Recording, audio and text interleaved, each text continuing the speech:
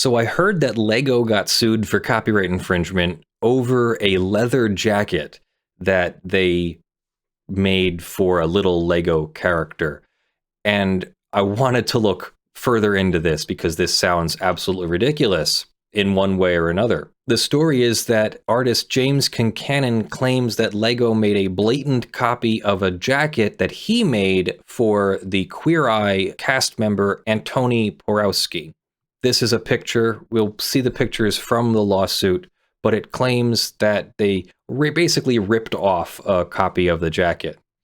And I thought it would be interesting to go through the copyright lawsuit and see what we think is really going on here, because what's reported in the news is often sort of a, not just a summary, but kind of a summary that's tailored to clickbaitiness.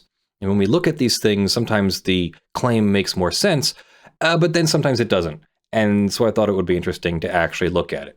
So here we have James Concannon against Lego Systems and Lego AS. James Concannon is a multidisciplinary artist in Connecticut and New York, and Lego has lots of revenue. Great. In 2018, Concannon created a custom leather jacket as a gift for Antoni Porowski, one of the stars of Netflix's Queer Eye series, and a fan of Concannon's work. The Concannon jacket features Concannon's original artwork composed and arranged in Concannon's signature propaganda-infused aesthetic. Concannon owns the copyright in the artwork embodied in the Concannon jacket, which is registered with the U.S. Copyright Office. This would be a great time to remind everybody that when you create something, you own what you created, but you only own what is original to you. This butts up against the Sena Fair problem, where if you have a leather jacket and you decorate it, do you own all decorated leather jackets? No. You own your specific version of it with your specific artwork, and then even that artwork needs to be fully original. If somebody has a peace symbol on the left breast of a leather jacket, that doesn't mean that nobody else can have a peace symbol on the left breast of a leather jacket. It's only things that are original to you. I'm assuming that Mr. Concannon didn't make the peace symbol. He doesn't own the peace symbol and can't enforce copyright on it, and various other aesthetics of the jacket. So we're really going to get into the nitty-gritty of what exactly is protected and what's not protected. In September of 2021, Lego announced the release of a Queer Eye, the Fab 5 Loft Lego set, which is based on the Queer Eye Netflix series. The Fab 5 Loft set includes a Lego version of the Concannon jacket. In other words, a blatant copy of Concannon's original creation. A side-by-side comparison of the Concannon jacket and Lego's knockoff version is depicted below. So I'm assuming that Lego made a deal with Netflix or whoever owns the rights to the Queer Eye series intellectual property, but didn't make a deal with Concannon. So the question will be, when they made a copy of the jacket that one of the, Porowski, I guess it is, wears, did they commit copyright infringement? So you can see on the jacket, it's very detailed. We'll zoom in a little bit here. On the Concannon jacket, it's got writing on the collar and a peace symbol on the collar. I swear I hadn't seen this before. It has some fake safety pins near the zipper. It has a chain being broken by what looks like a black hand and a white hand. As monuments fall, tear down the walls, and shake hate's chain off society's brain. It has, I don't know what the word is here, but the letters PE in kind of a armband on the left sleeve, and something that begins with an MO in a circle on the right sleeve. And there's a skull with the words raw and war above and below it, and then that's the jacket. Meanwhile, the Lego jacket has a world symbol where the chain would be, has certainly could have safety pins here next to the zipper, has a peace symbol on the left collar, has a face on the right collar, and has a sort of, I don't know, Halloween-y looking Lego head on the right breast.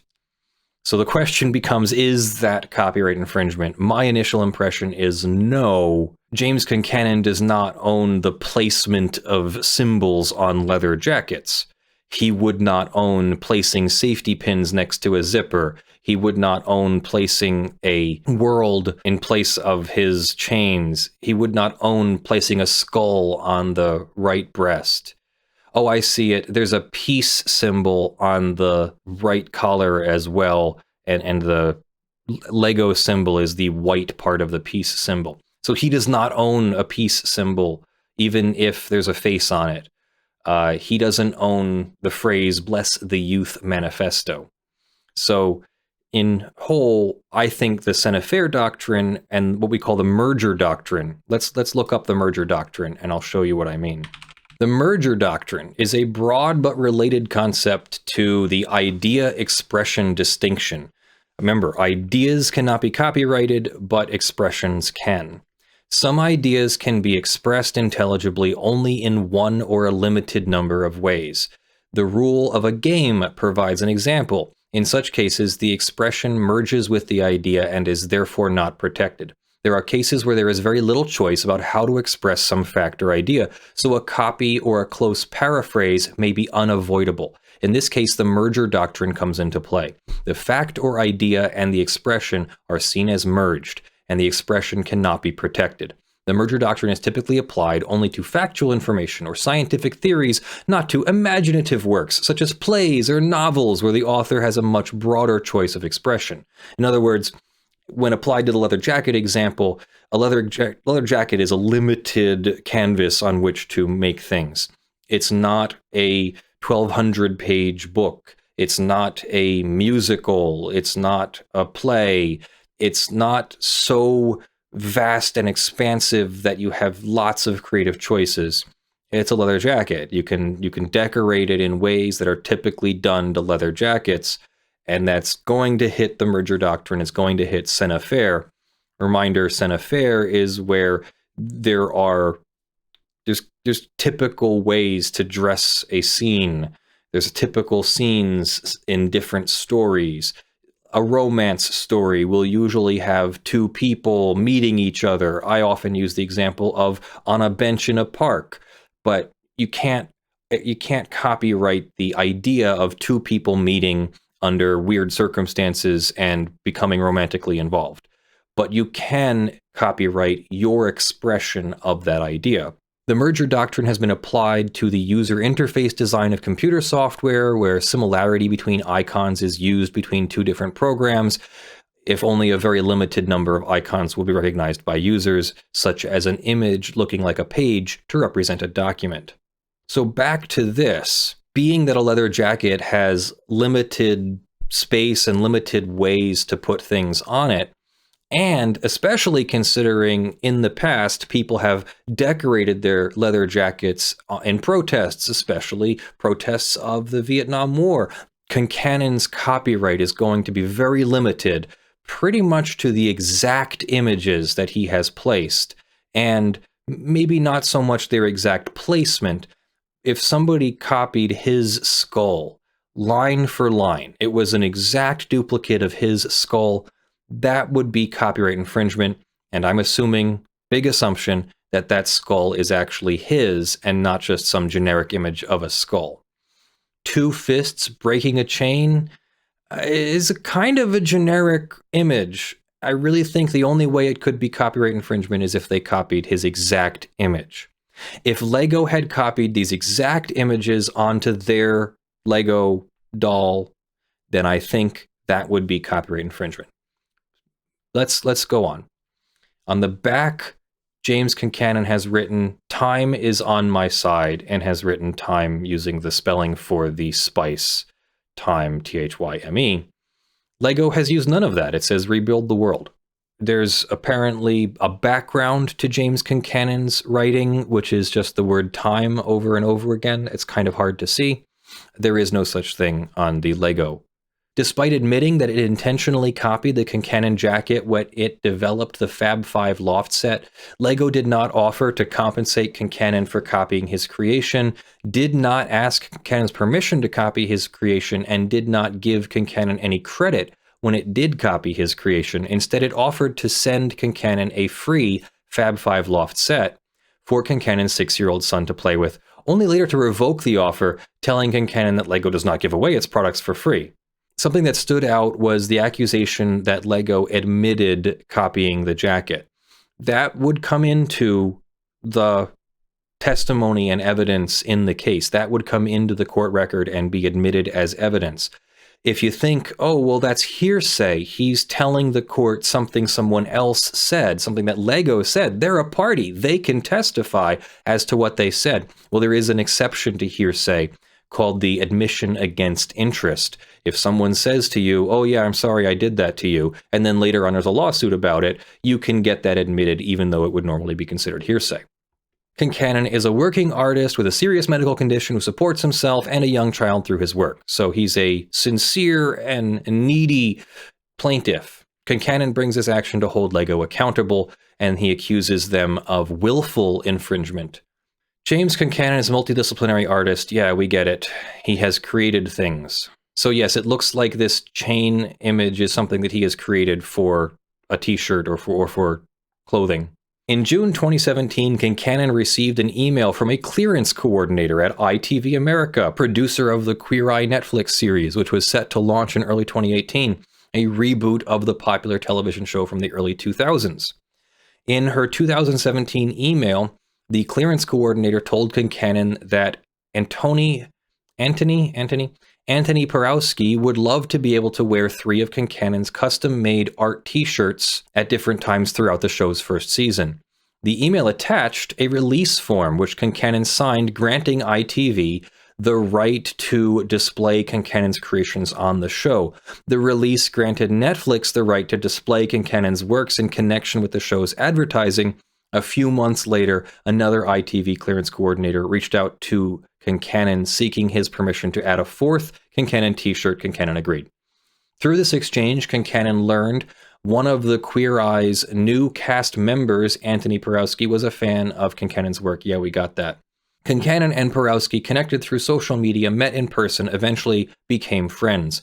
Over the next couple years, Concannon gifted several custom creations to his friend Porowski. Each time one of Concannon's t-shirts was going to be featured on the show, Queer Eye's producers sought Concannon's permission and obtained a signed release specifying the work would appear on the show and the nature of the rights being granted. Now, to be clear, why would they need permission if I just said that this LEGO creation isn't copyright infringement? Well, because the actual object is appearing on the show, not LEGO's interpretation of sort of a look and feel. Between 2017 and 21, Queer Eye's producers continued to feature Concannon's works on the show and continued to seek Concannon's written permission for doing so. The only time Queer Eye did not seek Concannon's permission to feature one of the creations was in 2018 in connection with the work that is the subject of this lawsuit. In 2018, Concannon created a custom leather jacket, the Concannon Jacket. It does say it's registered here. Go back to the Copyright Office. We do a new search. We go by registration number. We type it in. We begin search. So it's called Raw War is the name of the jacket. There we go. Question answered. The Concannon Jacket was created using a plain black leather jacket that Porowski sent to Concannon. Okay, so we know already that Concannon does not own the jacket, as in the copyright to the jacket. Concannon added his original artwork by arranging some of his original artwork. We saw the broken chain was something he had already created, or he created for other works as well. He added his artworks and created a signature aesthetic. Well, guess what? Aesthetics are not necessarily expressions, they are ideas. And the expression is the exact item created using your aesthetic. You cannot own an aesthetic. Maybe as a trademark trade dress, like the goats on a roof thing that we talked about a while ago, but not as copyright. Concannon delivered the jacket to Porowski September 2018. It appeared on Queer Eye. Unlike previous and subsequent instances where Concannon's works were featured on the show, nobody contacted Concannon to request his permission. Concannon figured this was simply an oversight, and he was not disturbed. He was happy to see his work featured on the show, and up until then, he had always been asked permission. He appreciated that Porowski often credited him as the creator of the works, an acknowledgement of the talent, hard work, and creativity that went into Concannon's creations. However, Concannon never granted Netflix a license to display the jacket on the show, and he certainly never agreed to allow LEGO to commercially exploit his work for free. And he adds that LEGO is the largest toy company in the world, which actually isn't relevant to whether they committed copyright infringement. I think he's just trying to drum up sympathy. They're such a large company and I'm just a small suffering artist, is what it sounds like. If I'm a judge and I see that, I kind of just have to like toss it out and maybe even kind of ding the party in my head, like, okay, if you have a strong case, then you don't need to keep trying to sway me with irrelevant facts. Yet that is exactly what LEGO did, he says. LEGO's intentional copying of the Concannon Jacket. On or around September 14th, 2021, LEGO began marketing a new LEGO set, the Queer Eye Fab 5 Loft set. It sells for $100 and includes a virtually identical copy of the Concannon Jacket. The question isn't whether these are similar at all. The question is whether they are substantially similar, strikingly similar, or exactly copies. So we can go through these. We'll go in reverse order. Are they exact copies? No. Definitely not exact copies. Are they strikingly similar? Well, if we forget the rest of copyright law, we can say, yeah, they look some kind of similar, and maybe in your opinion, they are strikingly similar. I mean, look, the LEGO jacket has a collar, has like a double-breasted collar. The Concannon jacket has a double-breasted collar.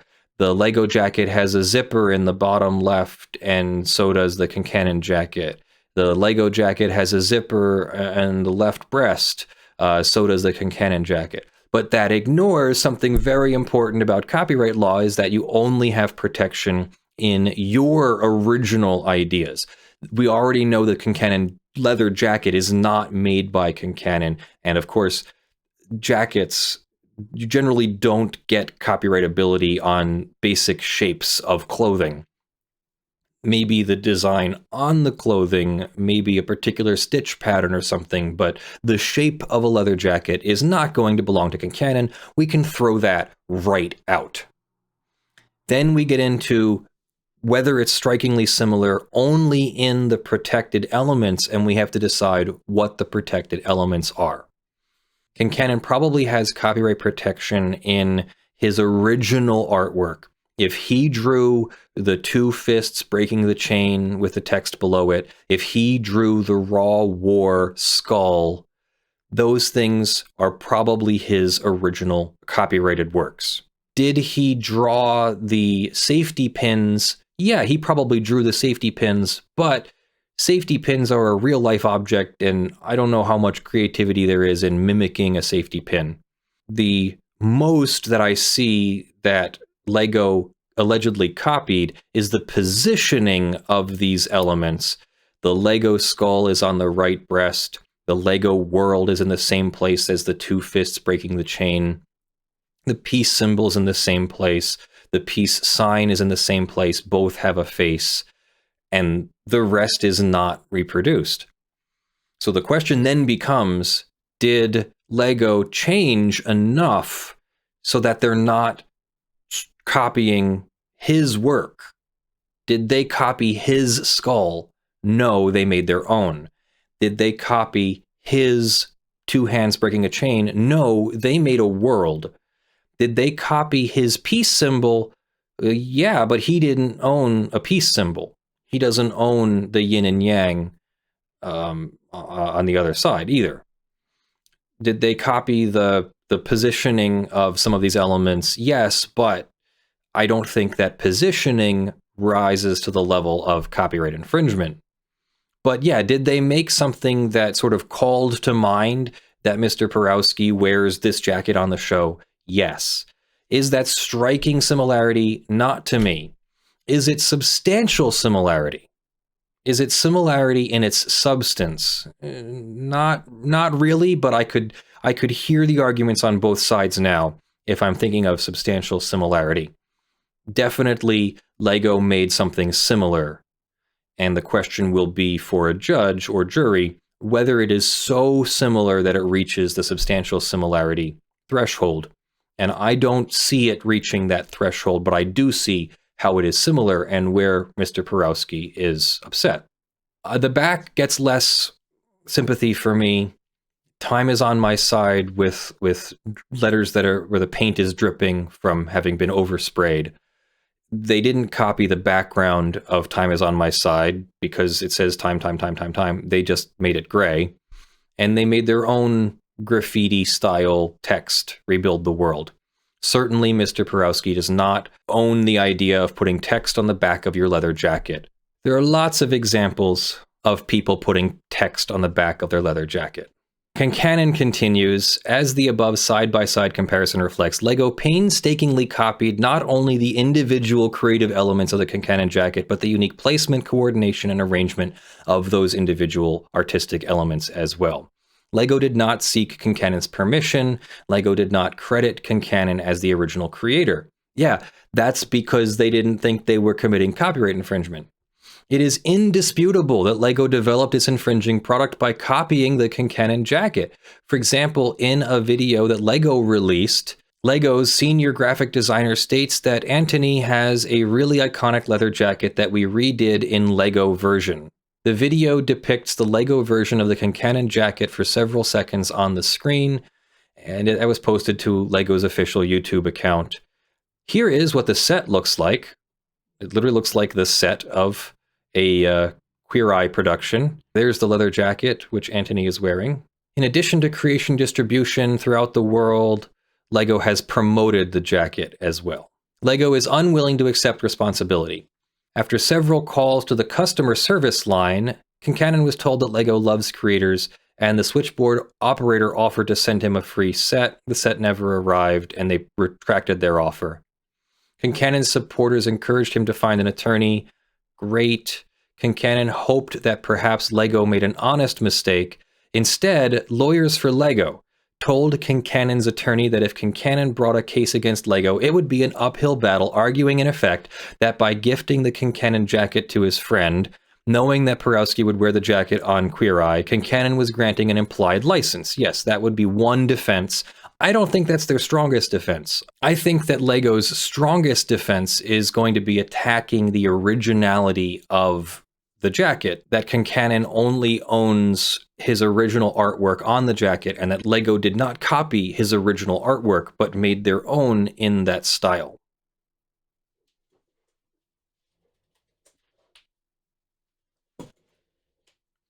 This is not the cat that was knocking at the door. You don't like to look at the camera, do you? Can you look at the camera? No, I'll slap you in the face. Here you go. I'm assuming you'll see more than one defense in Lego's answer. The lawyer for Lego said that the implied license would allow Netflix to use the jacket in any manner it pleased, including sub-licensing the work to Lego. Lego could mass-produce the work for the global toy market and retain the profits for itself. Lawyers for the company also noted that they had listened to Concannon's recorded calls with Lego's customer service team and insultingly suggested that Concannon was only asserting his legal rights after the fact because he was upset that he never received his free Lego set in the mail. Lego's response to Concannon's demand ignores basic principles of US copyright law.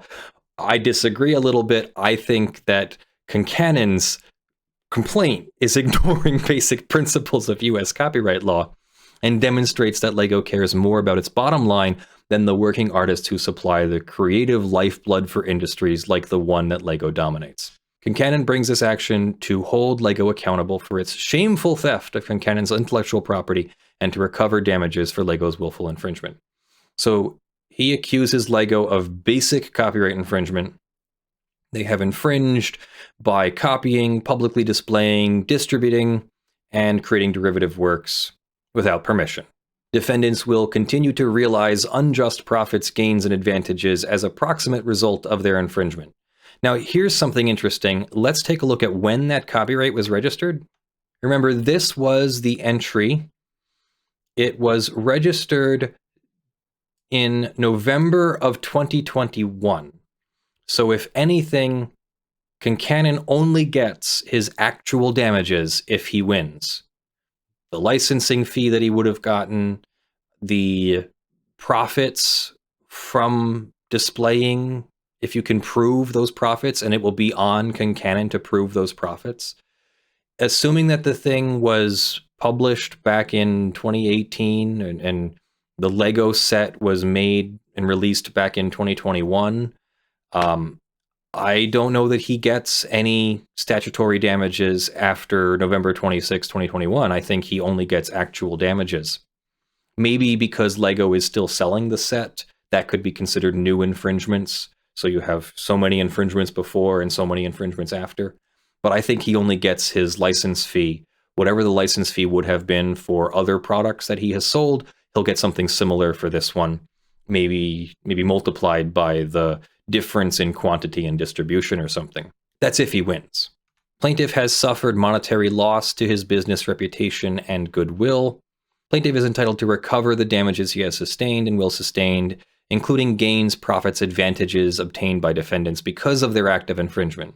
Plaintiff is entitled to recover statutory damages and attorney's fees for defendant's willful infringement of his copyright. I don't see it, but maybe he's referring to statutory damages for infringements that occurred after the copyright registration date. Plaintiff is entitled to an injunction restraining the defendants, their agents, and employees from engaging in further acts. So he wants an injunction. So he wants a declaration that they infringed copyright, accounting for the profits, willful damages, actual damages, statutory damages, attorney's fees, pre-judgment, post-judgment interest, and this is filed by Cater Colburn, LLP of Hartford, Connecticut, and J. Ram Law of Counsel. Let's take a look at the status of this case next. So we've got a complaint filed December 17th, but it looks like they haven't served Lego yet. Summons was issued, but Lego hasn't answered, and it's been over a month, so I'm not sure if they served Lego. They have, I think, 90 days to serve Lego, so December 17th plus 90 days, January, February, March, will be sometime in the middle of March that Lego must be served, or else this case will be dismissed for lack of prosecution. Potentially dismissed for lack of prosecution. Usually the plaintiff will have to come up with a good reason why they couldn't serve. So I don't know why they wouldn't be able to serve Lego by now, except the last time we saw stuff like this with the unicorn van, remember that one? I looked up what happened to that case and it just quietly died. There was no service on Disney, Pixar, and the case was just voluntarily dismissed without prejudice a few months later. So I have a feeling that once Lego's lawyers get involved, there will either be a backroom deal settling the case, or maybe Lego will tell Concannon to go pound sand, and they'll fight the case if Concannon goes forward with it. Don't get me wrong, I see the similarity, and I understand why an artist would feel slighted by that, but that's not how copyright works, in my humble opinion. Copyright only protects original expression, not ideas, not scène faire, and not ideas that have merged with their expression because there's only so many places on a leather jacket you can put things. So yes, I think Lego wanted to recreate the look and feel of Antoni Porowski wearing that leather jacket. No, I don't think they did so in a way that constitutes copyright infringement. Let's leave that open, though. The judge may disagree. The judge may hear more evidence, may make a decision that this does cross the line into copyright infringement and give a reasoned opinion explaining so, and I'll report on that back to you, and I'll eat my hat, metaphorically speaking. I'm not going to eat my grumpy cat hat if the judge decides otherwise. But my prediction is that the judge will find for Lego if Lego defends instead of settles. Let me know what you think. Which side would you be on? And try to take the size of the company out of it. Just because Lego is a large corporation and it would be easy for them to pay a license fee doesn't mean that the law is going to require them to pay a license fee or that copyright doesn't work that way or something. So try to keep that out of it. If it was Concannon versus his neighbor, if it was Concannon versus Queer Eye, if it was Concannon versus ITV, if it was Concannon versus Porowski, under these same facts, would you find the same way? Let me know what you think in the comments below. Thanks for watching. Special thanks to our top supporters in January: John Steele, Gavin Barnard, Eevi, Spirit Bear, Benjamin Hitov, Ugly Grill, Torpedan, NotMike, ShadowTycho, Earthbound Star, TechTechPotato, Eric Tams, PureMagma, and the Blood-Soaked Survivors. You can support Lawful Masses on patreon.com/ljfrench, sponsus.com/law, through YouTube memberships, and through Floatplane subscriptions. Join me for our weekly live production stream on twitch.tv/lawfulmasses on Sunday mornings at 10 a.m. Eastern US time. I hope everyone has a great week and a happy new year. I love you all. Bye.